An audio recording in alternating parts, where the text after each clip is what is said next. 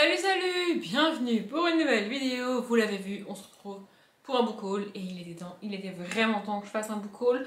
Comme d'habitude, je triche. En fait, je ne fais pas des book hauls mensuels, je fais des book hauls quand j'ai envie, quand j'ai le temps, quand j'ai de la matière à faire un book haul. Parfois, j'ai souvent beaucoup trop de matière pour faire un book haul.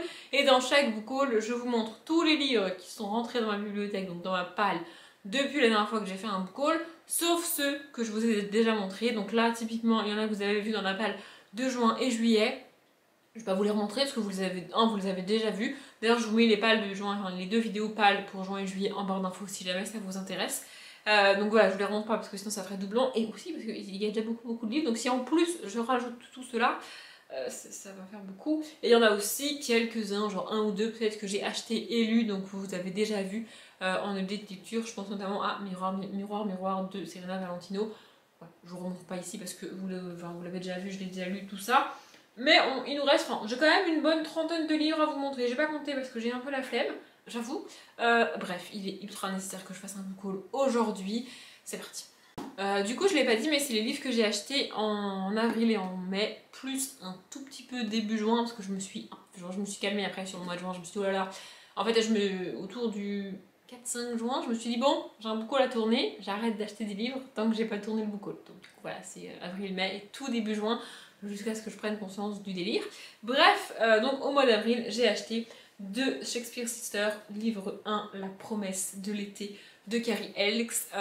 Lui, je vais essayer de me le caser sur le mois d'août, parce qu'il y a marqué été dans le titre, tu vois. Et en vrai, j'ai craqué parce qu'il y a marqué Shakespeare. Oui, alors je suis très faible pour ça. J'adore Shakespeare, j'adore son œuvre, Hamlet, tout ça, Roméo et Juliette, machin, bref. Mais j'adore aussi le mystère qu'il y a autour de lui, de qui il était, de ce qu'il a fait, le globe, tout ça. Enfin bref, j'adore Shakespeare, son œuvre, sa personne, tout. J'aime tout. Donc quand tu me mets Shakespeare dans un titre, moi je craque. Probablement que ça aura rien à voir. En fait, c'est leur nom de famille, Shakespeare. Donc je sais pas si ce sont des descendantes de lui, j'en sais strictement rien. Mais en gros, on va suivre des personnages féminins qui ont comme nom de famille Shakespeare. Bref, voilà. On est chez Hugo, donc a priori c'est une romance. De quoi ça parle, je ne sais pas. Vous voulez la première phrase? Allez. Seska Shakespeare peine à garder son job, son appartement et végète à Londres 6 années après que sa pièce de théâtre promise à un grand succès a été subitement déprogrammée. Donc on reste dans le domaine du théâtre et tout, ça, franchement ça a l'air trop cool. Je n'en avais jamais entendu parler, je l'ai trouvé sur un site de déstockage de livres, enfin, sur le même site que d'habitude d'ailleurs. D'ailleurs ça fait longtemps que je ne suis pas allée, peut-être je vais y aller. Bref, et du coup j'ai craqué, voilà, j'ai vu Shakespeare, j'ai craqué, voilà. Dans la même commande, j'ai pris Sky High de Emma R. Lowell, toujours chez Hugo Roman. Ici, c'est New Way, donc c'est du young adulte. Il est gros quand même, hein. Franchement, les livres de Hugo Roman sont assez courts. Bon, il fait plus de 400 pages, bref. Bon, voilà, c'est une romance. À la base, je m'étais dit peut-être pour l'été, vu la couve et tout. Mais en vrai, c'est du young adulte et clairement, je pense pas que j'aurai le temps de le lire sur juin et sur juillet. Oh, les chapitres sont ultra courts. Vraiment, les chapitres font 3-4 pages maxi. Oh, j'adore. Ça me donne envie de le lire là maintenant tout de suite. Vous voyez le pouvoir des chapitres courts. Quand je feuillette un livre avec des chapitres qui font 3-4 pages maxi, j'ai envie de le lire tout de suite. Si je feuillette un livre avec des chapitres qui font plus de 10, plus de 15, plus de 20 pages, j'ai juste envie de le reposer et de l'oublier. Vous voyez? Bref. Pareil, je vais vous lire. Globalement, je pense que je vais vous lire les premières phrases des résumés à chaque fois.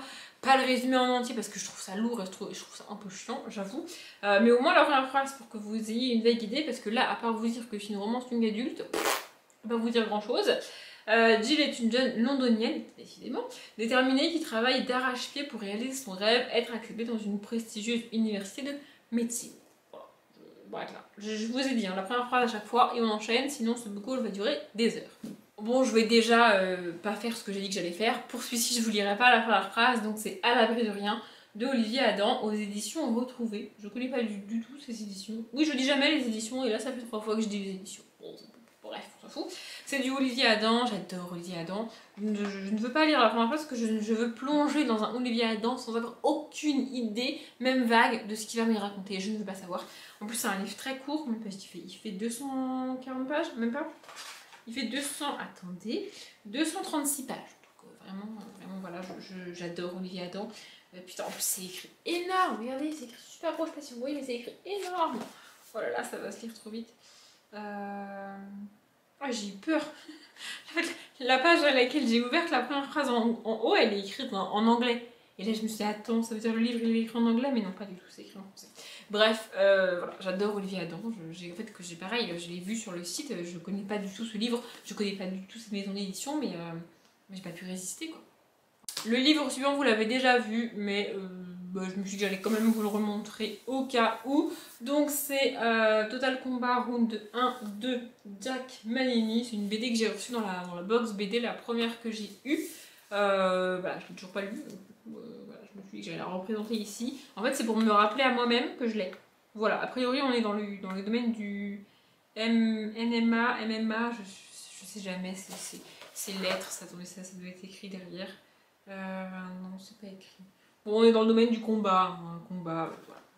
On va suivre un homme qui fait des combats. En gros, voilà à quoi ressemblent les dessins. Et le tome 2 est à paraître. On verra bien. Faudrait que je me décide à le lire, quoi. Hein, voilà. Ensuite, j'ai Alex Cross, le tome 1, Le masque de l'araignée de James Patterson. C'est un livre que j'ai acheté de l'occasion, mais il est tout seul. Donc, clairement, j'ai dû acheter plusieurs livres à ce moment-là. Et les autres, je les ai tous lus et ils sont plus là. Voilà, je ne sais plus. Je ne sais plus où je l'ai acheté, quand je l'ai acheté, je ne sais plus. Bref, en fait, je l'ai acheté parce que je voulais lire du James Patterson en fait. J'ai commencé la saga du Woman Murder Club, c'est super dur à dire. Et en fait, c'est très compliqué de trouver les tomes de cette saga. Je vais arrêter de répéter le nom parce que j'y arrive pas. C'est très compliqué de trouver les tomes. Plus j'avance dans la saga et plus c'est compliqué de trouver les tomes 7, 8, 9, tout ça.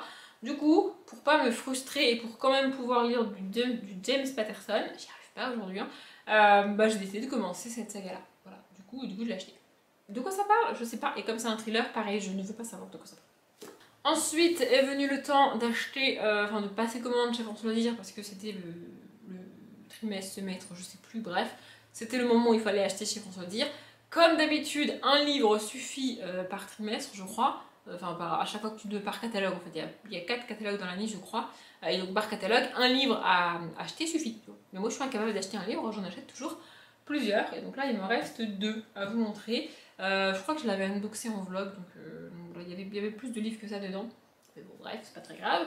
Du coup, j'ai pris Presque minuit de Anthony Hinault Convexel. Paris 1889, ça a l'air trop cool. 6 orphelins, une ville en danger. Vraiment, ça a l'air trop cool. C'est chez les éditions 404 à la base, donc du coup, moi j'ai la version François Loisir évidemment.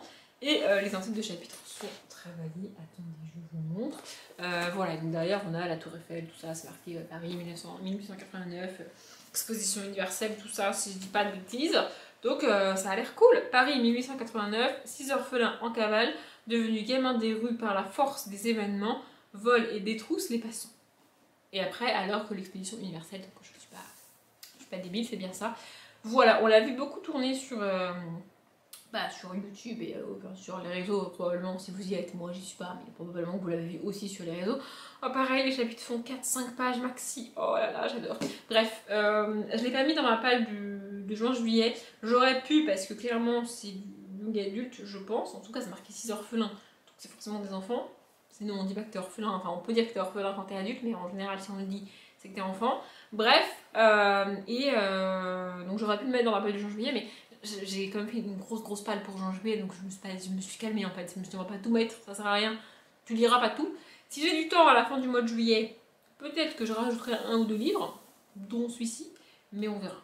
Et pareil, lui aussi, il aurait pu être dans ma palle de juin-juillet, c'est La ville sans vent, le tome 1 de Éléonore de Villepoix. On l'a beaucoup vu tourner. Lui, pour le coup, je suis pas sûre du tout de le lire tout de suite parce que c'est un tome 1, comme je viens de le dire, et que j'aime bien commencer une saga quand le dernier tome est au moins annoncé. Pour que j'attendrai le moment où je veux lire le dernier tome 3 à 4, ça dépend, je puisse l'acheter quand je veux, parce qu'il est déjà sorti. Oui, j'ai expliqué ça en vlog il y a pas longtemps. Du coup, pour le coup, lui, je pense qu'il va traîner un moment dans ma palle, hein, mais bon, c'est pas très grave en soi. Et on a quoi aux en-têtes ici? Les chapitres sont très longs. Enfin, ils sont très longs. Ils sont plus longs que 4-5 pages, quoi. Bref, voilà à quoi ressemblent les en-têtes. Et ici, il y a 19 ans, l'Astyanax termine sa formation de mage et s'attend à devoir gravir un à un les échelons du pouvoir quand le mystérieux meurtre de son mentor le propulse au plus haut niveau d'Hyperborée. ça a l'air très cool. Pour déjouer les complots qui menacent la ville sans vent, ils vont devoir s'apprivoiser. Bon, ça a l'air sympa. Globalement, j'ai vu des bons avis sur ce livre. Pareil, il a beaucoup tourné là récemment parce qu'il est sorti il n'y a pas longtemps, je crois. Attendez, je vais regarder. Il est sorti en 2020. Voilà.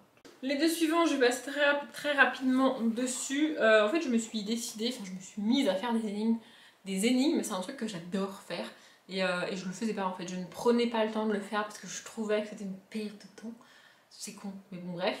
Et du coup, je me suis mise à en faire et donc j'achète des livres avec des énigmes. En fait, c'est un peu comme un cahier de jeu, mais pour adultes. Voilà, bref. Donc, on a les énigmes de l'été adultes, voilà. Et énigmes à tous les étages. A priori, c'est un tome 1, donc si ça me plaît, c'est cool parce qu'il y aura plusieurs tomes. Je vais peut-être vous montrer à quoi ça ressemble à l'intérieur. Et ça a l'air un peu plus jeunesse, mais bon. Pour l'été, en mode chill, pas du tout sur la plage parce que j'aime pas la plage, mais pour l'été, ça peut être cool. Du coup, voilà, je pense que je ferai ça pendant mes vacances. J'espère que ça va être cool, vraiment. Ensuite, on passe au mois de mai. Je crois que c'est début mai ou mi-mai, je sais plus. J'ai été en librairie d'occasion et j'ai pas mal craqué, dis donc. Hein. Voilà. Bon, j'ai acheté un livre que je pourrais pas lire tout de suite, mais il est en parfait état et j'ai pas pu résister. Donc, c'est La Roue du Temps, le tome 7. Autrement dit, le tome 4, partie 1. Si je dis pas de bêtises. Attendez, je compte 1, 2, 3, 4, 5, 6. C'est ça, le tome 4, partie 1. Donc, Un lever de ténèbres de Robert Jordan, évidemment. Et ça c'est la moitié du tome. Ça, c'est la moitié du tome qui fait... Attendez, oui, c'est magique. Il fait 800 pages. Attendez. 850 pages. Et ça, c'est la moitié du tome 4. On aime, on adore. Donc, je suis pas du tout là. Hein. J'ai pas encore lu le tome 2, partie 2. Donc, je suis pas du tout rendue au tome 4. Mais je l'ai vu, franchement, il est en parfait état. Le livre est ultra épais, le dos est pas cassé. Franchement, il est nickel. Du coup, j'ai pas résisté et puis je l'ai pris. Voilà. J'ai pas d'excuses, c'est tout, c'est comme ça. J'ai aussi pris Les Mystères d'Harperconny, le tome 4, Secret d'Outre-Tombe de Charlène Harris. Et je le savais pas au moment de l'acheter, mais en fait, c'est le dernier tome. Il y a 4 tomes, c'est le dernier, donc voilà. J'ai lu le tome 1 et j'ai adoré le tome 1. J'avais déjà les tomes 2 et 3 parce que j'avais acheté les tomes 1, 2 et 3 en même temps. Et du coup, voilà, j'ai vu ce tome-là, j'ai pas résisté, je l'ai pris.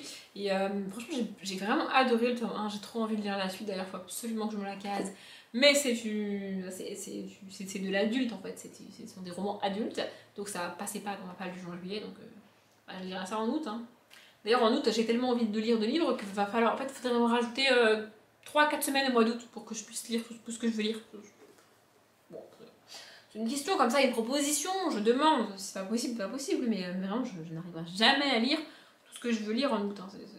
Ça ne rentrera pas. Bref, ici on suit HarperCollins, donc, qui a la capacité de pouvoir retrouver les cadavres des gens. Ça c'est gore assez trash, voilà. Et donc du coup on fait appel à elle quand une personne a disparu et qu'on la suppose morte pour qu'elle cherche son cadavre, qu'elle retrouve son cadavre. Et elle peut aussi avoir une vague idée de comment elle a été tuée, cette personne, ce qui s'est passé, si c'est un meurtre, un suicide, un accident. Voilà, c'est pas mal comme truc, j'ai vraiment adoré le tome 1 et l'ambiance était trop cool, c'est une ambiance parfaite pour Halloween, vraiment, ça c'est trop cool et j'ai trop hâte de lire la suite, du coup même si j'ai lu que le tome 1, j'ai déjà acheté le dernier tome. Ensuite on a Les Brumes de Cendre Lune, le tome 3, Les Ombres Célestes de Giorgia Caldera, pareil que je l'ai pas lu d'ailleurs, mais pour La Roue du Temps et le HarperCollins, j'ai pas lu le début des résumés à chaque fois parce que La Roue du Temps c'est le tome 4, j'en suis au tome 2, donc je vais me spoiler si j'ai le début du tome. Enfin, du résumé, pardon, et HarperCollins pareil, hein, c'est le tome 4 et j'en suis au tome 1, donc si je lis le début du résumé, je vais me spoiler. Ici, pareil, c'est le tome 3 et j'ai pas encore lu le tome 2. Le tome 2 est dans la palle de juin-juillet, je pense que je vais le lire en juillet. Je sais plus quand sort cette vidéo pour vous, mais moi en gros j'ai pas lu le tome 2 encore. Pareil en fait, je l'ai trouvé d'occasion, il est sorti hyper récemment, il était en parfait état. Je n'ai pas résisté en fait. Quand est-ce qu'il est sorti ce livre? Dites-moi les gens. J'ai lu 2021 et je l'ai trouvé d'occasion quoi, c'est trop bien, bref. Du coup, j'ai pas résisté, je l'ai acheté. Il me paraît plus court ce tome 3 que les précédents. Moins de 350 pages, bon bref, je ne sais pas. Voilà, je vais commencer par lire le tome 2, puis ensuite, plus tard, je lirai le tome 3. Ici, on suit... comment elle s'appelle? Putain, en fait, je voudrais lire le résumé pour avoir les noms des personnages, mais si je fais ça, ça va me spoiler. C'est un peu compliqué. Voilà, en gros, on suit une jeune fille, on est dans une dystopie dans laquelle le dirigeant du monde s'appuie sur des croyances et des dieux pour diriger et pour asservir toute une partie de son peuple et pour martyriser toute une partie de son peuple. Et donc on suit un personnage principal féminin, je crois que c'est Céphise, je suis pas sûre, bref, qui a été globalement bafoué et rabaissé par le pouvoir en place, et qui va essayer de se dépatouiller, de se débrouiller pour initier et enclencher une espèce de rébellion. Et voilà, on a une relation entre deux personnages principaux que j'adore. Vraiment, c'est un univers très cool. Je suis pas vraiment capable de vous résumer le livre comme vous pouvez le constater parce que ça fait longtemps que j'ai lu le tome 1 et que j'ai pas encore lu le tome 2. Mais je vous reparle du tome 2 dès que je l'ai lu, donc dans pas très très longtemps. Ce même jour, dans cette boutique, j'ai pris Sweet Home, le tome 1, Sweet Home. Pourquoi s'acharner à écrire Sweet Home 2 fois? Je ne sais pas. De Tilly Cole, on est sur une romance, voilà, un beau bébé, mais bon, c'est de la romance, ça va se lire vite. Combien de pages ça fait, ça quand même? Ah ouais, 500 pages. 500 pages de romance, ça a intérêt d'être bien, parce que 500 pages de romance, il y a moyen de tourner en rond et de s'ennuyer un peu quand même. Hein. Bon, bref. J'ai jamais lu de Tilly Cole, c'est une autrice de romance qui revient assez souvent chez les personnes qui lisent de la romance. Du coup, je me suis dit que j'allais enfin me décider à lire ça, quoi. Je crois que je viens de lire Roméo. Ah oui, c'est ça, Roméo. Genre le personnage principal s'appelle Roméo? C'est une blague. Pardon, excusez-moi. Donc, Molly, brillante étudiante d'Oxford, a appris à ses dépens que ceux qu'on aime finissent toujours par nous quitter. Ah, mais ça a l'air... Attends, il y a écrit Apollon, Roméo et Juliette. Oula. Alors, j'aime beaucoup Shakespeare, comme je l'ai dit tout à l'heure. J'adore Roméo et Juliette, c'est pas la question. Mais alors, une romance en mode réécriture ou qui fait référence à Roméo et Juliette, en général, je trouve ça kitsch. Donc, on verra. Et toujours là, j'ai aussi pris Le parfum du thé glacé de Emily Richard. Je sais pas, je trouvais la couverture estivale et tout. Je me suis dit, pour cet été, ça va être cool, machin. Sauf qu'en fait, c'est un tome 3. Donc, du coup, voilà. J'ai acheté un livre que je ne peux pas lire, c'est super. Faudrait que je trouve le tome 1.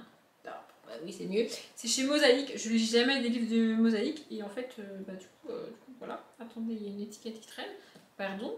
Voilà, donc pareil, je vais pas vous lire le résumé parce que c'est un tome 3, mais voilà. Alors peut-être que c'est une saga dans laquelle on peut lire le tome 3 avant le tome 1, mais je peux pas.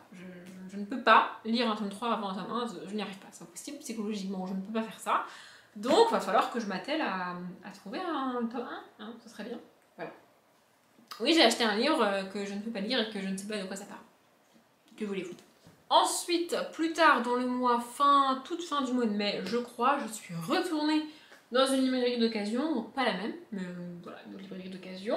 Et pareil, on recommence, vous allez voir, vous allez voir, bref. J'ai acheté La Rue du Temps, mais cette fois-ci c'est le tome 5, donc le tome 3 partie 1. Donc voilà, j'ai le tome 2 partie 2 qu'il faut que je lise, et donc du coup j'ai acheté le tome 3 partie 1. Ou tome 5 dans ces versions-là, qui est beaucoup plus petit que le début du tome 4. Hein, voilà, ça fait moins de 600 pages, donc c'est cool. Voilà, j'adore cette version, je sais pas pourquoi, mais j'adore ce dragon et tout, ça a l'air trop cool. Bref, voilà, Robert Jordan, La Rue du Temps. Ah mais du coup, j'ai pas lu le résumé tout à l'heure, mais j'aurais pu au moins vous résumer le livre en fait, enfin bref. Ici, on suit 3 garçons qui au début du tome 1 sont tranquilles, pépouses, posés dans leur petit village, ils ont rien demandé à personne. Et d'un coup, il y a Moiraine, je crois qu'elle s'appelle comme ça, qui débarque et qui leur dit attention, il risque de se passer un truc bizarre. Je peux vous aider, je peux vous sauver, mais pour ça, il faut que vous quittiez tout maintenant et que vous veniez avec moi. Donc, les 3 garçons, plus 2 jeunes filles du village, partent avec elle. Et à partir de là, on va essayer de comprendre c'est quoi ce délire, c'est quoi ce bordel. Il y a de la magie, il y a des chevaux, des combats, des poursuites, des trucs bizarres qui se passent. Il est question de dieu, de diable, enfin bref, j'adore cette saga. Et j'adore la manière dont les tomes sont construits, dont l'auteur nous donne les informations. Vraiment, c'est génial. J'adore l'ambiance du livre, j'adore les personnages, j'adore cette saga. Voilà. J'ai aussi pris La Meute du Phénix, le tome 1, Trey Coleman, moi le tenter à l'anglaise, de Susan Wright. Donc voilà, de nouveau on est dans de la bitlite, voilà tout ça, j'aime bien la bitlite. J'espère que ça va le faire parce que la dernière grosse saga comme ça de bitlite que j'ai commencé, qui a beaucoup tourné, que beaucoup de monde aime, c'est Mercy Thompson. Et au final ça n'a pas fait du tout Mercy Thompson avec moi. Donc j'espère que la meute du Phénix ça marchera un peu mieux. Voilà, Pardon, on avait été interrompu, je reprends. Je disais que j'allais peut-être vous lire le début du résumé parce que je sais pas de quoi ça parle, à part qu'on est avec une meute. Bref, c'est parti. Incapable de se transformer en louve, ah ça c'est cool. Taryn Warner a toujours été méprisée par sa meute malgré son puissant don de guérison. Quand son père décide de l'unir de force à Roscoe Weston, on part pas très bien là, un alpha violent et dominateur, bah oui. Oui, parce qu'il peut pas décider de la marier à une personne douce, gentille. Choisit forcément un connard, c'est pas drôle sinon. Qui lui promet de la briser. Bah oui, si ton futur mari veut te briser, c'est sympa ça, écoute. Hein. Bref, ah, ça c'est bien, Taryn refuse de se soumettre. Ça c'est cool. Voilà. En fait, c'est pas que je suis pour les femmes, comment dire, qui combattent à tout bout de champ. C'est juste que là, vous voyez bien que dans la construction, il y a un souci en fait. Son père va la marier de force à un homme violent. Et elle devrait fermer sa gueule. Je suis d'accord en fait. Bref. J'ai aussi acheté Les ailes d'émeraude d'Alexandre de Lys. Lui pour le coup je ne vous lis pas le début du résumé. C'est un tome 1 de saga fantasy fantastique, je sais plus. Bref. Il a beaucoup tourné. Quand il a tourné ça m'intéressait pas spécialement. Mais là je sais pas. Je l'ai vu dans la boutique et je me suis dit allez vas-y go je le prends. On verra bien ce que ça donne. Potentiellement il va dormir dans la palle pendant des mois et des mois. Mais je l'ai enfin acheté. Donc, bon bref. On n'a pas fini avec ce jour-là dans cette boutique d'occasion, j'ai craqué mon slip ce jour-là. Bref, j'ai aussi acheté La Pyramide Rouge, le tome 1 de... non, c'est The Kane Chronicle, le tome 1, La Pyramide Rouge de Rick Jordan, parce que j'ai bientôt fini Percy Jackson. J'ai mis le tome 5, je crois, dans ma pile de juin-juillet. Je ne l'ai pas encore lu à l'heure où je vous parle, je ne sais même pas où il est, faut que je le retrouve, bref. Mais voilà, du coup, je me suis dit que commencer une autre saga de l'auteur, ça pouvait être cool. Peut-être que c'est pas celle-ci qu'il faut lire après, peut-être qu'il en a écrit une autre entre Percy Jackson et celle-ci. Peut-être que celle-ci se passe pas du tout dans le même univers, j'en sais rien. Mais en fait, ce jour-là, j'étais dans une frénésie d'achat, donc je l'ai vu et je l'ai acheté, parce que j'ai pas pu résister. Voilà. J'ai aussi pris le livre de la jungle de Rudyard Kipling, parce que c'est un classique de la littérature jeunesse que je n'ai jamais lu, et c'est un dessin animé que j'ai très peu vu, parce que c'est pas un de mes dessins animés préférés. Mais je trouve la couverture vraiment très belle, je sais pas si vous verrez bien, mais c'est vraiment magnifique. Bref, voilà. Donc bah c'est l'histoire du livre de la jungle. Hein. Oh, il y a des illustrations dedans. Attendez, je vous montre. Voilà, il y a chou. Bon bref, voilà. Un nouveau classique jeunesse que j'ai pas encore lu et que du coup je vais lire. J'ai aussi pris La Chambre des Morts de Franck Tillier. Si je me trompe pas, c'est un one shot. En tout cas, c'est pour ça que je l'ai acheté. Donc j'espère que c'est ça. Parce que je voudrais lire du Franck Tillier. J'avais commencé sa saga avec Franck Charcot, je crois que c'est ça. Et en fait, j'arrive pas avec le début de la saga. Et du coup, j'ai un tome du milieu de la saga, mais je peux pas le lire. Enfin bref, ça me saoule. Donc je pense que je vais arrêter la saga Franck Charcot définitivement. Et je vais tenter autre chose de Franck Tillier. Peut-être ça passera, peut-être ça passera pas. Je sais pas, en tout cas je vais essayer. Imaginez vous rouler en pleine nuit avec... Ah oui c'est vrai, j'avais lu le début du résumé. Bref, imaginez vous rouler en pleine nuit avec votre meilleur ami, tout feu éteint, devant vous un champ d'éoliennes désert. Soudain le choc d'une violence inouïe, un corps gît près de votre véhicule. À ses côtés un sac de sport, dedans 2 millions d'euros. Que feriez-vous? Voilà. Bon là je vous ai lu le résumé en entier au final parce que c'est très court. Mais voilà, ça a l'air cool. J'espère juste que comme j'ai lu le résumé, je ne trouverai pas le début trop long, parce que ce serait cool. Mais bon, bref. Toujours le même jour, ah oui, je vous ai dit, hein, j'ai complètement craqué mon slip. Bref, j'ai pris Les Belles Apparences de Vicky Land parce que j'ai déjà lu un livre de Vicky Land et j'avais beaucoup aimé. Du coup, c'est Egomaniac, je crois que j'ai lu d'elle. Comme ça, je sais plus. Oui, je crois que c'est ça. Oui, c'est ça, Egomaniac. Non. Oui, bon, si, bref. Je crois que j'ai lu Egomaniac d'elle et j'avais beaucoup aimé. Du coup, je me suis dit que je l'ai vu, du coup, je me suis dit, allez, vas-y, je le prends. On verra ce que ça donne. C'est une romance chez Ego Roman. Au pire, ça me plaît pas, mais c'est pas grave, tu vois. Rachel Martin est une jeune femme pétillante qui cherche à cacher sa vulnérabilité derrière son humour dans le cadre de sa thèse en musicothérapie. Oh, ça a l'air trop cool, ça. Elle s'apprête à devenir l'assistante d'un professeur de musique qui a la réputation d'être froid et antipathique. Bon, bah, on a compris entre qui et qui va être la romance. Hein.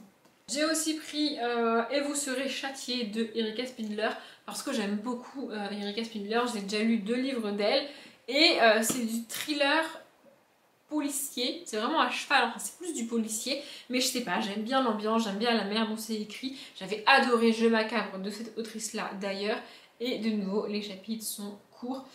Pour le coup ici du coup je veux pas savoir de quoi ça parle parce que je connais déjà l'autrice, que je pense que je vais aimer, j'espère que je vais aimer, donc je veux pas savoir de quoi ça parle, du coup je vous le lis pas, le résumé pardon, et a priori ça se passe au mois de janvier, donc je pense que je vais le garder pour le Cold Winter de l'année prochaine. Parce qu'en fait en haut des chapitres on a la date à chaque fois, donc ça se passe sur globalement ça commence début janvier et ça finit début février, c'est cool. Vous voyez, attendez, je vais vous montrer, vous voyez là c'est marqué janvier 2009, oui c'est ça, 11 janvier 2009, donc je pense que je lirai en janvier. Celui-ci, je savais même pas qu'il existait, je sais pas vraiment si je vais kiffer ou pas, mais je me suis dit que j'allais tenter. Donc c'est Light Years, la deuxième saga de Cass Morgan, qui est, c'est marqué ici en gros, l'autrice des 100. D'ailleurs, je suis en train de regarder la dernière saison des 100, parce que ça a été adapté en série télé. Voilà, je sais pas de quoi ça parle ici, a priori on est de nouveau dans quelque chose de... Enfin, vu la couverture... je pense qu'on est de nouveau dans l'espace, les étoiles, tout ça, les vaisseaux, machin. Je sais pas trop ce que ça va donner. Oh, bienvenue à l'Académie aérospatiale de Tetra. Bon, ça me suffit, je n'ai pas besoin de le lire plus, ça me suffit, ça a l'air trop cool. Voilà, j'ai bien aimé la saga des 100, mais le problème c'est que ça a été adapté en série et la série est mieux. La série va plus loin et est un peu plus dense au niveau de l'histoire que les livres, ce qui fait que quand tu commences le livre, quand tu as déjà vu la série, t'es un peu déçu parce que tu t'attends à plus et c'est pas le cas. Mais après, ça reste bien écrit, ça reste une bonne saga, c'est pas nul à chier non plus, mais c'est un peu moins bien que la série. Et le dernier livre que j'ai pris dans ce magasin-là ce jour-là, après je me suis calmée quand même, c'est My Rules de Anita Higgins. Oh, cette couverture est pas ouf du tout, mais bon, bref. Voilà, on est sur une romance de chez Addictive. En fait, j'aimerais lire plus de romances de chez Addictive parce que j'en ai lu une que j'avais vraiment beaucoup aimée.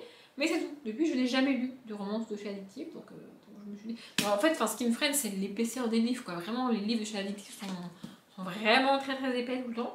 Du coup, ça me freine un peu. Mais celui que j'avais lu, c'était lu vraiment très vite et vraiment très bien. Donc, il faudrait que je commence. Et en vrai, le livre est énorme, mais il fait même pas 400 pages, quoi. Alors que les 100, là, il fait combien de pages? Attendez. Voilà. Donc je sais pas si vous verrez bien, mais là à droite, là, ça c'est le livre de, pas les 100 mais de Light Years, et ça c'est la romance. Donc clairement le livre des 100 est plus fin, enfin de Light Years est plus fin, alors que lui fait 420 pages et lui en fait 375. Donc en fait c'est juste une illusion que celui-là est ultra épais, mais c'est pas une brique en fait, il fait même pas 400 pages, donc ça va quoi. Bref, je vous lis le début du résumé, allez c'est parti. En intégrant les Pure Spirit, Rose Hoffman accepte les règles et le cadre strict établi par cette sororité. Mais lorsque Tiji débarque dans sa vie en manquant de l'écraser, ce nouvel équilibre vole en éclats. Bon bah une romance à l'université quoi. Hein. Après ça, à la toute fin du mois de mai ou tout début juin, je sais plus, j'ai reçu la box BD parce que je m'étais abonnée pour 3 mois, donc tout à l'heure je vous ai montré Total Combat, qui était une des BD que j'ai reçues dans la box du mois de mai, non du mois d'avril, alors je sais plus, et ici c'est les 2 BD que j'ai reçues pour la box du mois de mai, donc Le Mois de Mort, le tome 1, Le Manuscrit Condamné, et La peau de l'autre, Pile et Face, donc le premier est de J.D. Morvan et Citron, je sais pas, et le deuxième est de Le Tendre et Séjourné, voilà. Ça fait 2 nouvelles BD dans ma collection à lire, je suis contente, je connaissais pas, bref. On arrive à la dernière pile et j'espère de tout cœur que ma batterie va tenir. J'ai fait une commande sur Momox que j'ai unboxé en vlog d'ailleurs. Donc j'ai pris Pulsion meurtrière de Erika Spindler, je sais pas, j'ai eu un sursaut d'Erika Spindler, faut pas chercher. Voilà, et ici on est en été 1983. Donc pareil, j'aimerais bien me le caser en août. Oui, je vous ai dit, hein, tous les livres que je veux lire en août ne rentreront pas sur le mois d'août, clairement, mais bon, c'est pas très grave. Ensuite, j'ai pris Arena 13, le tome 1 de Joseph Delaney, parce que j'ai bientôt terminé l'Épouvanteur, je vais le terminer là sur l'été. Donc j'avais envie de commencer autre chose de lui. Je sais pas trop ce que ça va donner. En fait, ce qui me freine, c'est que Arena 13 a moins tourné et j'en ai moins entendu parler que l'Épouvanteur. Et l'Épouvanteur, j'ai moins kiffé que la plupart des gens. Du coup, je sais pas trop.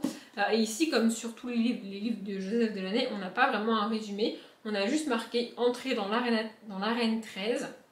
Ceux qui s'affrontent ici savent que la mort n'est jamais loin.